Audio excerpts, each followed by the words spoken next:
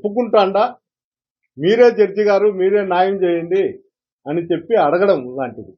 అలాంటిదే ఈరోజు ప్రభాకర్ రెడ్డి కూడా వాళ్ళ అధినేత అయినటువంటి చంద్రబాబు నాయుడిని, లోకేష్ను కూడా అడుగుతాను. నేను తప్పు చేసినా దీంట్లో మీరు న్యాయం చేస్తే అందరూ ప్రజలకు మీరు ఒక మెసేజ్ పంపించిన వాళ్ళు అవుతారనేది అతని ఉద్దేశం అనుకుంటున్నారు. లేకపోతే అతని మీద ఏం పార్టీ కోసమో, పార్టీ కార్యకర్తల కోసమో, లేకపోతే ఎవరన్నా ఇబ్బందికరమైన పరిస్థితుల్లో వాళ్ళ పార్టీలో ఇబ్బందులు పడుతుంటే వాళ్ళ కోసం ఫైట్ చేసి కేసులు పెట్టితే అతను చంద్రబాబు నాయుడును, లోకేష్ను, ఇతర రాజకీయ నాయకులను అడగల. అతను చేసిండేదే క్రైమ్. ఈ క్రైమ్ చేసి ఈరోజు మళ్ళా నాకు న్యాయం జరగల్లా, ఎవరి దగ్గరికన్నా పోతా అని చెప్తారు. రెండోది, మాకు సంబంధించినటువంటి ఎక్స్ఎమ్మెల్యేల దగ్గరకందరికీ తాడిపత్రి ఎక్స్ఎమ్మెల్యే అన్యాయం చేసినాడని చెప్పి ఇంత బుక్కులు తీసుకొని పోయి తిరుగుతున్నాడు అందరిలో కష్టం. అయ్యా ప్రభాకర్ రెడ్డి గారు, నేను తప్పు చేసింటే నీకు ధైర్యం ఉంటే కోర్టుకుండా కానీ నీకు సంబంధించినటువంటి పోలీస్ అధికారుల దగ్గరికి పోయి నా మీద కేసు పెట్టండి, నేను ఒప్పుకుంటా నేను తప్పు చేసింటే అయ్యా అని. నేను ఎలాంటి తప్పు చేయలేదని వాళ్ళ అధికారులకు తెలుసు, వాళ్ళ పార్టీ వాళ్ళకు తెలుసు, అందరికీ తెలుసు. పబ్లిక్ను మోసం చేసే దానికోసం మాత్రమే ఇలాంటివన్నీ జిమ్ముకులు చేస్తుంటారు. చెప్పిందే చెప్పి ప్రజలు నమ్మించాలనే ఆలోచనలో అతని ఆలోచన. ఇంకోటి, అతను నా మీద ఆరోపణ చేస్తున్నాడు, నా భార్యను తిట్టినాడు అని.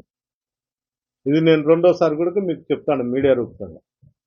వాళ్ళ భార్యను కానీ వాళ్ళ కుటుంబ సభ్యులు ఎవరినైనా కానీ మహిళల్ని తిట్టింటే ఆమె వచ్చి మీడియా రూపకంగా కానీ ఎక్కడన్నా కానీ పెద్దారెడ్డి వచ్చి తిట్టినాడు అని ఉమ్మక్క చెప్తే నేను వాళ్ళ ఇంటి దగ్గరికి పోయి క్షమాపణ చెప్పేదానికి నేను సిద్ధంగా ఉండాలి. ప్రభాకర్ రెడ్డి, నువ్వు నీ భార్యతో నువ్వు మాట్లాడే అబద్ధాలన్నీ నిజమని చెప్పించుకో, కనీసం నేను నీ ఇంటి దగ్గరకు వచ్చి క్షమాపణ చెప్తాను. ఎందుకు బుద్ధి లేని మాటలు, ఆడోళ్ళను రాజకీయాలు లాగేది, ఇవన్నీ చేసేది. కనీసం ఆలోచన కూడా లేదు. చంద్రబాబు రీకాల్ పెడితే మా కోడలను మీటింగ్ పంపిస్తే అక్కడ పోలీస్ అధికారులు కూడా అడ్డుకొని ఆమె స్పీచ్ అయిపోతానే తిరిగి పంపించడం జరుగుతుంది.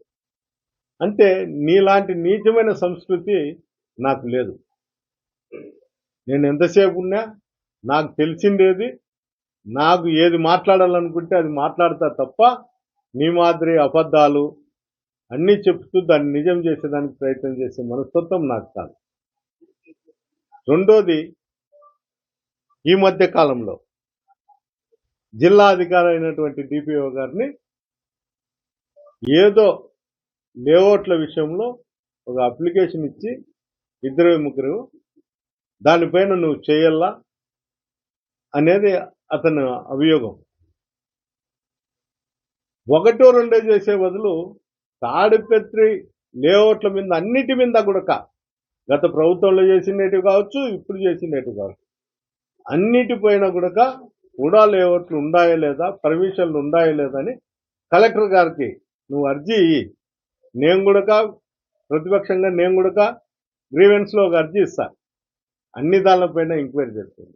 వంకలు సాగిండేటివి, ఇంకోటి వితౌట్ లేఅవుట్లవి అన్ని దాని మీద నువ్వు అధికారులను బ్లాక్మెయిల్ చేసి నీ అవసరాల కోసము, నీ ఇబ్బందులు తీర్చుకునే దానికోసము, నీ గుడ్విల్ల కోసము నువ్వు ఈ విధంగా చేసి ఐఏఎస్లను, గ్రూప్ 1 అధికారులను, కింద అధికారులను భయపడించుకుంటూ చేయడం అనేది చాలా నీచమైన సంస్కృతి.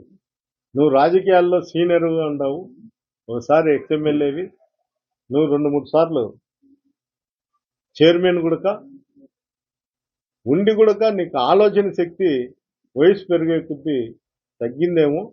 ఎవరిని ఆలోచన చేసి ఏది మనం మాట్లాడితే మంచిదో చెడ్డదో ఒకసారి ఆలోచన చేయి. అంతెందుకు, నిన్న లేకమన్నా 3-4 రోజుల కిందట ఒక ఐపీఎస్ అధికారి తాడిపత్రి డిఎస్పీ గారిని,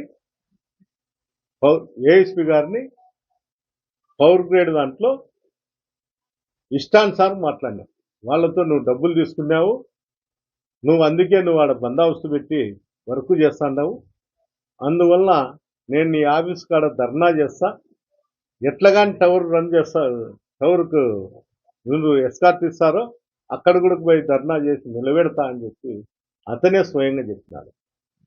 అంటే డిఎస్పీ ఆఫీస్ కాడ ధర్నా లేదు, ఆ టవర్ దగ్గర ధర్నా లేదు.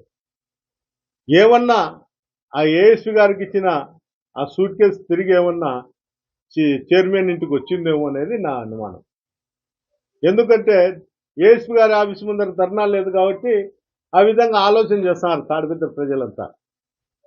ఆ టవర్ దగ్గర కూడా పోయి అతను ధర్నా చేయలేదు కాబట్టి ఈ ఏఎస్పీ గారికి ఇచ్చినటువంటి ఆ సూట్ కేసు నాకు చేరింది, ఈ కాంట్రాక్టర్లు హైదరాబాద్లో నన్ను వచ్చి కలిసే విధంగా మీరే అరేంజ్ చేయండి అని పోలీస్ అధికారులకు చెప్పి వీళ్ళు మెసేజ్ ఏదన్నా పంపించింటే ఈయన హైదరాబాద్లో సెటిల్ చేసుకునే దానికోసము ఇతను హైదరాబాద్కు పోయినాడు.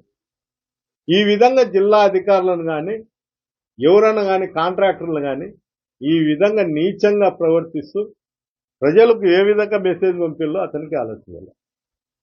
మళ్ళా నేను మీటింగ్ పెట్టిన దాంట్లో అతను వచ్చి ఇస్తర్లు ఎత్తుతాడు, గంట కూడా గాలే. మున్సిపాలిటీలో అట్లాంటివి దండిగా ఉంటాయి. డ్రైనేజీలు పారుతాండాయి రోడ్ల మిడిత. చెత్త బండ్లు ఇంతవరకు పోయే పరిస్థితి కూడా లేదు. వారానికి ఓ రోజు పోతే కూడా గగనం. దానిపైన దృష్టి పెట్టు జేసీ ప్రభాకర్ రెడ్డి గారు. నువ్వు అనవసరమైన దానిలలో అనవసరమైన ప్రైవేట్